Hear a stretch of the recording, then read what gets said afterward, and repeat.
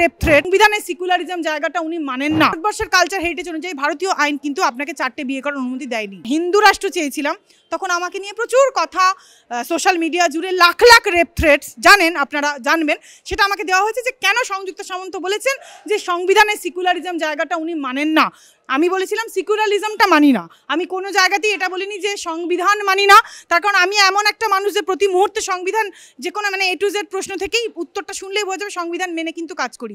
কিন্তু সংবিধানের এই যে সেকুলারিজম জিনিসটা, যেটা শুধুমাত্রই একটা ধর্ম তোষণের রাজনীতি হয়ে যাচ্ছে এবং আমাদের ভারতের যে অখণ্ডতা সেটা কোনোভাবেই বজায় থাকছে না, এবং আমাদের ভারতের আখণ্ড ভারতের সেই জায়গাটা যেহেতু আমরা কোনোভাবে বজায় রাখতে পারছি না, তথা আমাদের ভারতবর্ষের যেটা কালচার এবং হেরিটেজ, ভারতবর্ষের কালচার হেরিটেজ অনুযায়ী ভারতীয় আইন কিন্তু আপনাকে 4টে বিয়ে করার অনুমতি দেয়নি। কে দিয়েছে 4টে বিয়ে করার অনুমতি? একটা মেয়ের অধিকার ভায়োলেট করে। একটা মেয়ে ঘরে কোণে গিয়ে কাঁদছে, সে মেয়েটা আত্মহত্যা করছে, 1 মাসের মধ্যে সে বাপের বাড়ি যাচ্ছে, আর একজন সতীন চলে আসছে, 4টে করে বিয়ে। এটা কি কোনো ভারতীয় আইন বলে? নয়। কোন আইন বলে? যে পার্সোনাল আইন এগুলো বলে, সেই পার্সোনাল যে আইনগুলো সেটার কিন্তু বিনাশ হওয়া দরকার। যেহেতু সেটা ডিমলিশ হওয়া দরকার, তাই জন্যই কিন্তু আমি বারবার বলি সংবিধানটাকে ফিরিয়ে আনা হোক।